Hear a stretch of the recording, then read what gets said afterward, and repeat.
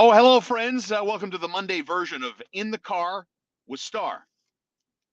I'm Star. Here is the car.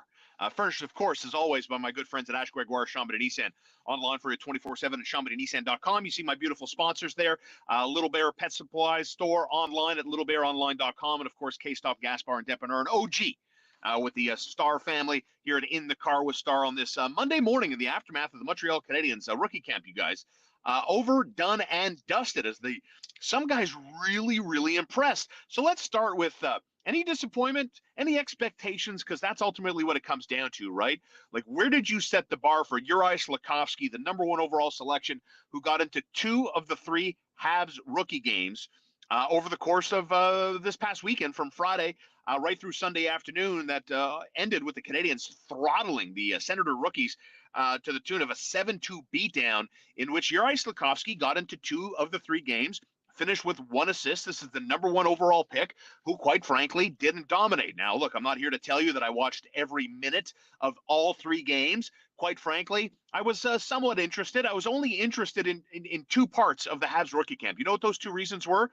Uri Slafkovsky, Philip Meshar. Those were the two biggest reasons I decided to at least check in periodically with the Montreal Canadiens. And I think, the Caden Gooley kind of storyline is an interesting one as well. And I'm going to talk about the defense and how I think ultimately it's going to be structured for Martin St. Louis, because the Habs main camp, you guys aware of what the schedule is this week for the Montreal Canadiens? Let me lay the groundwork if you're not already familiar. The Montreal Canadiens main camp opens with physicals on Wednesday, some on-ice sessions on Thursday, and then the first full-fledged practice begins on Friday. So a very busy week in Habland. All the while, Uri Slafkovsky could be one of those cases where, everybody that was there that covers the Montreal Canadiens, from Arpon Basu to Pat Hickey on the Anglo side to however many French reporters were there in Buffalo, and it seems consistent. The messaging back to the mother camp here is Uri Slafkovsky seems to be guilty of doing too much. Irish, what up, Irish? Sean with a W. Shame on you, brother. That's a UN. I mean, my name is kind of right there. SHAUN, Irish. Let's go. Let's get it going. And you're Irish. You didn't even spell it the Irish way. If you're going to get it wrong, spell it SEAN. But I digress. People talking about Uri Slafkovsky trying to do too much, and that's okay. The expectation of being a #1 overall pick, the expectation of everybody's watching you, the expectation of you're supposed to go out there and dominate, take things over. He tried to do that. So clearly this is a kid who's trying to put the best foot forward, trying to make the best first impression he possibly can make. I'm going to reserve judgment on any type of issue about Uri Slafkovsky. Shame on you if you're already critical of Uri Slafkovsky 3 games into a rookie tournament at the fact that he didn't disappoint. Who cares? He was there, made one nice pass on a Philip Meshar goal. I believe that was in the first game. It was a shorthanded situation that made it 2-0 in a game the Canadian rookies would go on and lose. But nevertheless, Philip Meshar, no doubt, played all 3 games, scored 2 nice goals. Emil Heineman, another forward that maybe could go back to Sweden to play in the Swedish league. He scored 2 of the nicest goals any Hab rookie scored in the 3 games in this little mini tournament. And Owen Beck is another one. Good depth, 200-foot center that the Montreal Canadiens, I think, are going to develop and maybe turn into a good top 9 player. And again, impressive with his responsible game, good two-way game. But defensively, I'm kind of gassy this morning. I don't know what's going on. But in terms of, why? I haven't eaten anything today. I am 15 minutes away from going to my dentist. I've got just a regular cleanup. Should be in and out of there, I hope, in about 45 minutes.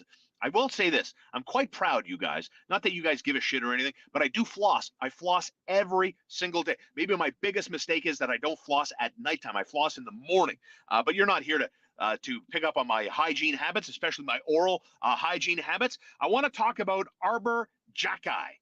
Arber Xhekaj. You know how you spell this guy's name? I had to write it down. Xhekaj, and apparently it's pronounced Xhekaj.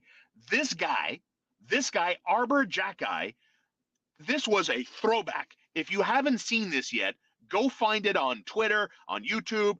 You have to go find this, because this Arber Xhekaj guy, who's 6'4", 238 pounds. He looks like he was made out of the same piece of granite that Uri Slafkovsky came from. So Zach Massicut, he's the guy going after Arbor Jacki of the Montreal Canadiens, a big, robust defenseman. And let me tell you something. This Zach Massicut guy had learned his lesson, and his lesson came in the form of a right hand.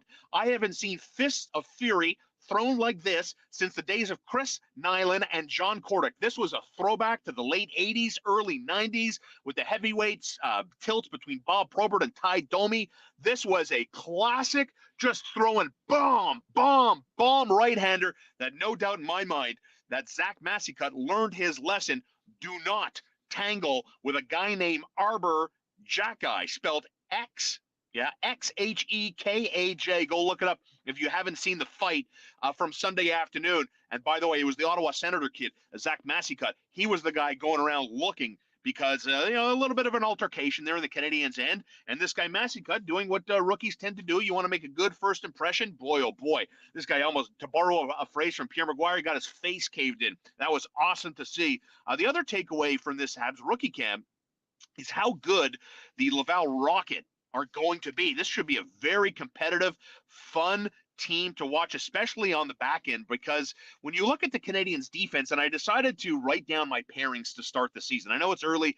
Habs camp opens Wednesday, first practice on Friday this week.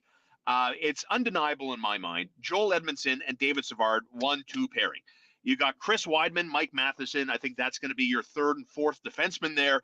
And then ultimately, what are defensemen 5 and 6 going to look like? I think one thing in my mind is for sure. I think Justin Barron is going to make the Montreal Canadiens. They don't have a lot of right-handed shots. Justin Barron is that righty guy. And maybe Jordan Harris complements him on the left side. So maybe we could see a defensive tandem for Martin St. Louis in his first full season as a head coach in the National Hockey League level, that Jordan Harris and Justin Barron might be your fifth and sixth defenseman pairings, the third pairing to start the season, which ultimately takes us to the most worrisome part, if there is anything that worries you about the Montreal Canadiens, because it is about expectations. I don't know where you have this team landing at the 8 of 82 games. It's going to be very hard, a very difficult challenge to be worse than the Arizona Coyotes are. I do think ultimately the Montreal Canadiens are probably going to end up as a bottom 5 teams in terms of overall points at the end of the season.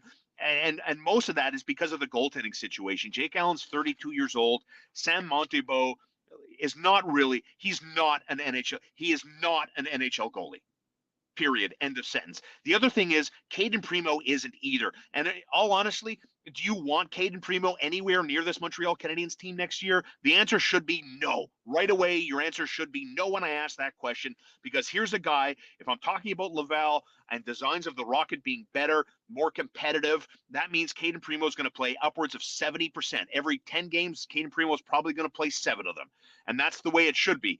But this team is one injury away from having this goaltending situation thrown in flux. So Jake Allen, at 32 years old, is not an everyday NHLer, and Sam Montembeault isn't an NHL caliber goaltender, but that's the lay of the land. I wouldn't be surprised if Ken Hughes is trying to make something happen in order to provide more depth, in order to avoid what I would think would be a borderline disaster, and that's having Caden Primo graduated to the National Hockey League. The Montreal Canadiens aren't at that point of having Caden Primo as a mainstay, and again, to repeat myself, Sam Montembeault isn't an NHL caliber goaltender, but he's here based on circumstance, and that's kind of where we're at. So at the end of this, the Laval Rockets should be a competitive team. They should be fun to watch, fun to see develop. Matthias Norlinder, is he going to be a mainstay, kind of the equivalent of what I think Caden Primo is going to mean to Laval? And Matthias Norlinder should be a minute-eating machine with the Laval Rocket. Justin Barron should be that guy on the right side with the Montreal Canadiens. And maybe Jordan Harris is going to be duking it out with Caden Gooley for the right to be the fifth or sixth defenseman on the left side of that third pairing. And when you look at Caden Gooley, I mean, obviously, where he was chosen in the draft in his draft year, I think his speed, I think his size, I think his offensive upside is better than Jordan Harris. If we're looking at it mano mano, I think Caden Gooley maybe has the upside, but Jordan Harris might have a little bit more experience in that regard. So all that to say, it's going to be a fun week for the Montreal Canadiens with the main camp opening on Wednesday and physicals, some on-ice sessions on Thursday, and then the full-fledged practice goes on Friday. Week 2 of the National Football League is wrapping up with a double dip tonight, 7:15. It's Minnesota at Philadelphia, and we know Lincoln Financial is never an easy place to play. Expectations are high in Philadelphia with their dominant ground game, and they've got a pretty good receiving core there in Philadelphia with A.J. Brown and Devonta Smith. Now the Eagles, they put up 38 points against the Lions, but this Vikings defense is a massive step up for Philadelphia compared to who they played and who they dominated in week 1. And I love the way Minnesota looked last week. They were electric. They were filled with energy. They were lethal and dangerous with Justin Jefferson and Adam Thielen.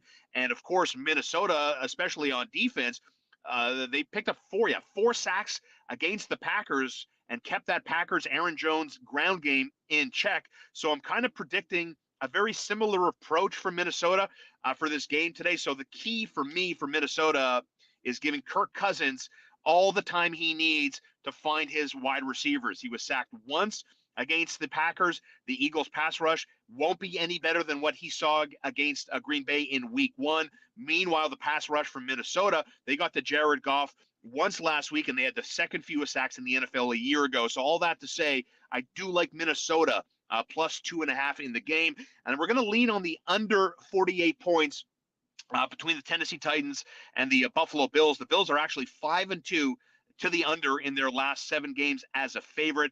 Now, Buffalo does win games by double digits, meaning that they do like to chew the clock quite a bit and salt the game away. They're 10-point favorites in their home opener.